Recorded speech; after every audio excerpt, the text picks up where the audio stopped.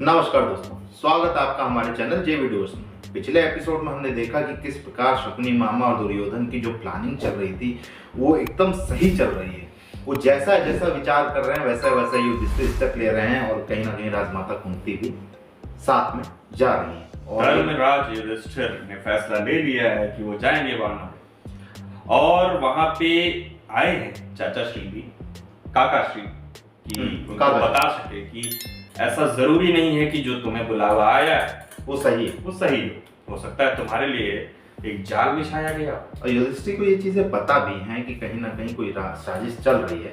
युधिष्ठिर ने ये कहा कि बाहरी खतरों से तो हम अपने आप को सुरक्षित रखने में सक्षम हैं, लेकिन जो हृदय में द्वंद्व चल रहा है उसको अभी मुझे समय लगेगा शांत करने के लिए। इतना कॉन्फिडेंस उन लोग के अंदर है कि 5 भाई हैं जहाँ पे, वहां पे कोई भी विपदा आ जाए हम उससे निकल जाएंगे।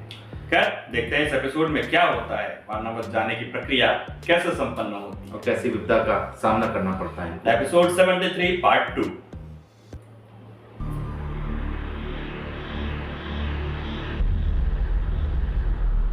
द्वारिका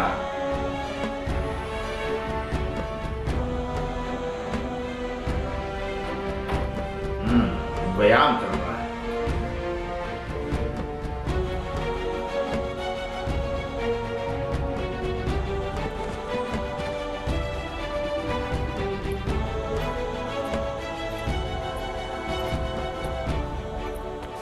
संभल के वहां पैर मत रखना। किसी भी मायावी चक्र में पैर मत रख देना, वरना पाताल में गिर जाओगे। अगला सही में होगा। मजाक कर रहा है। अच्छा नृत्य कर लेती है। अच्छा, हमसे खेलेंगे ये।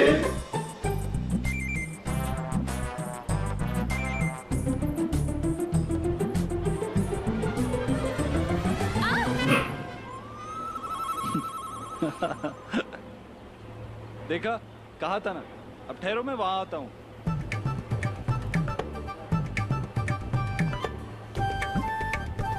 संभल के। मैंने भूमि पर गड्ढे बना दिए हैं और इस पर वस्त्र बिछा दिया है। स्मरण शक्ति बढ़ाने हेतु यह व्यायाम किया जाता है। परंतु तुम अपने भ्राता कृष्ण को छोड़कर किसी और पे विश्वास करोगी नहीं। आपको अभी भ्राता कृष्ण पे संदेह है?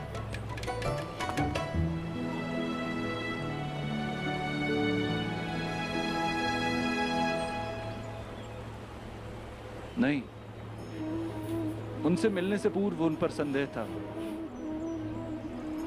परंतु अब तो स्वयं अपने आप पर संदेह है। बताओ, किस कार्य से आई थी? आपके लिए हस्तिनापुर से संदेश आया है। बुलावा है।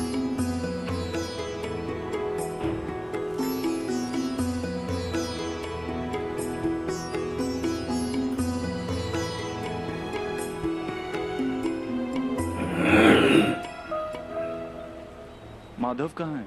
मुझे उनसे जाने की अनुमति लेनी होगी। अर्थात आप हस्तिनापुर वापस जा रहे हैं? नहीं, हस्तिनापुर नहीं। ज्येष्ठ भ्राता ने मुझे शीघ्र ही वारणावर्त जाने को कहा। लेकिन आप द्वारका में तो रुके ही नहीं। द्वारका के पूर्वजन कहते हैं कि जहां कृष्ण है वहीं द्वारका है, और मित्र तो हृदय में बसता है। इस दृष्टि से देखा जाए तो असली द्वारका यहाँ है। अब इस द्वारका में रहने न रहने का क्या महत्व? हुआ। मुझे ज्येष्ठ भ्राता की आज्ञा अनुसार जाना होगा। आज्ञा लेता हूं।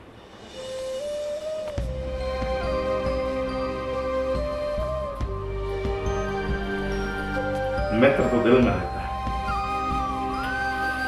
और कहते हैं जहां कृष्ण वहां द्वारका।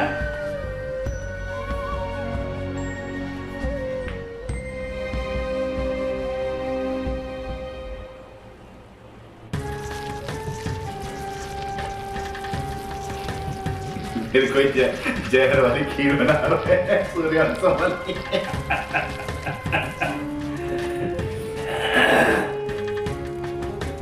ये लो अच्छे युवराज बने ना बने साइंटिस्ट तो अच्छे बन गए ये लोग। समय आ गया है मेरे बच्चे। साइंटिस्ट लोग ये सब बड़े अच्छे बन गए। समाचार मिला है कि शीघ्र ही अर्जुन वारनावट पहुंचेगा। वारनावट के भवन में हमारे 5 शत्रु एकत्रित होंगे। उसी भवन में तुम्हारा युवराज सुई यज्ञ होगा। युवराज सुई यज्ञ? राजसूय यज्ञ में राजा युवराज जब सुई अपना यज्ञ। सामर्थ्य सिद्ध करता है तो उसे राजसूय यज्ञ कहते हैं अंगराज। प्रिय दुर्योधन अपना युवराज पद सिद्ध करने जा रहा है, इसलिए युवराज सुई यज्ञ। तात्पर्य? तात्पर्य इन लोगों की मिलने की एक हिडन जगह है ना, महल के अंदर नीचे टैग खाने समथिंग लाइक दैट। इतना बड़ा तो महल है, कहीं भी बैठ जाओ खाती है। ये है पूरी प्लानिंग का मैप। ये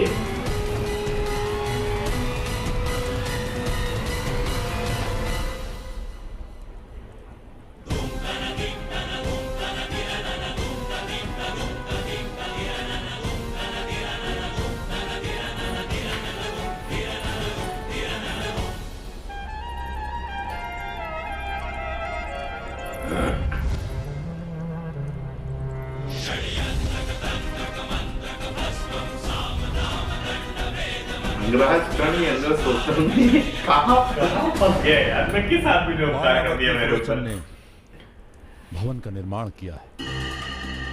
सामर्थ्य नहीं, छली चलता रहता है। मिट्टी और पत्थरों से नहीं, लाख, रुई, पशुओं का मांस, घी और सूखी घास, सारे ज्वलनशील पदार्थों से बनाया है।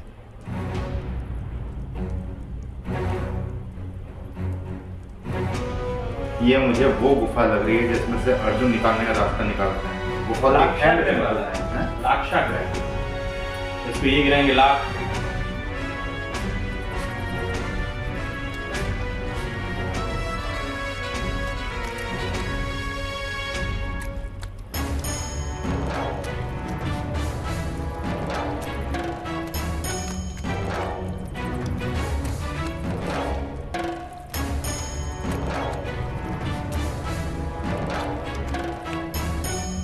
भाई साइंटिस्ट तो बन गए। कौन सा पदार्थ इसके साथ एंटी होगा, पूरे महल को गला के रख देगा। नहीं नहीं, दबा के नहीं, तो लाख तरफ से किसी भी चीज को सॉलिडिफाई रखने में मदद। आप उसको देखोगे तो वो सॉलिड रहेगा, लेकिन चलने में भी वही मदद करेगा।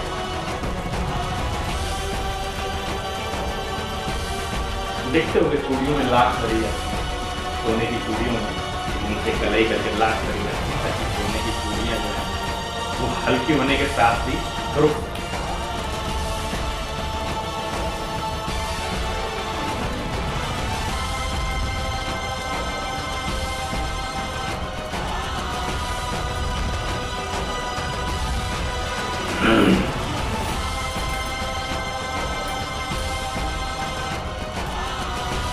तीसरी कोशिश है कि ये मारने की।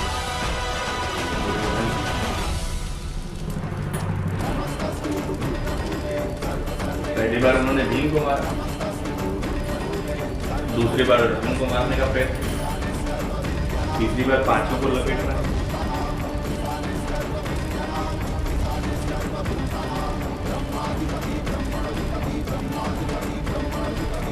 जब तक पूरे खानदान की समाप्ति नहीं करते दिल में सुकून नहीं आएगा।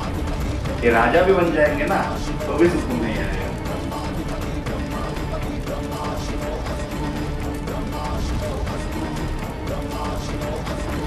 लाक्षागृह है ये, लाक्षागृह।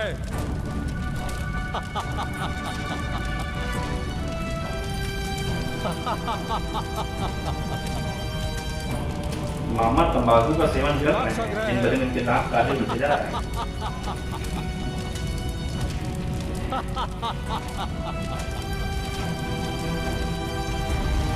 पहले एक छोटा सा काला था, देखे हो तुम स्टार्टिंग में। वो तो मार्कर से किए। जो भी हो मतलब कैरेक्टराइजेशन से कहते हैं ना कि दिन ब दिन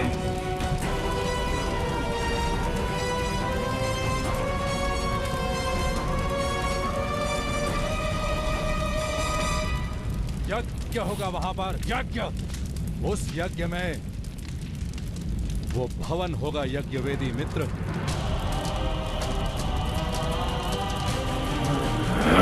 और मेरे शत्रु आहुति बनकर भस्म होंगे इस यज्ञ में।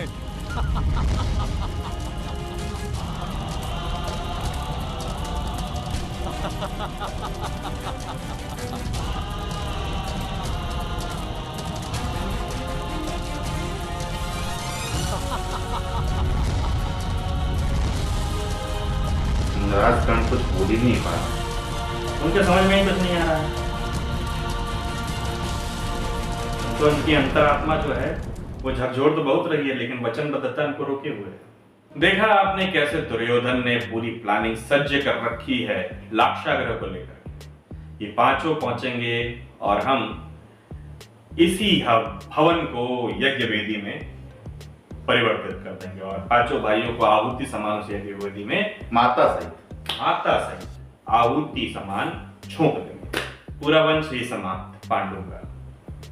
उसके बाद मैं राजा और पूरा राज्य मेरा। मैं राजा का पुत्र, नहीं मैं वो तो उत्तराधिकारी, मैं फ्यूचर राजा। कप्तानी तो बहुत ही अच्छी है, लेकिन सक्सेस कितनी होती है ये देखना पड़ेगा अगले एपिसोडों में। तब तक के लिए बने रहिए हमारे साथ, जल्दी लेकर के चलेंगे आपको एक और नए एपिसोड की तरफ। राजा।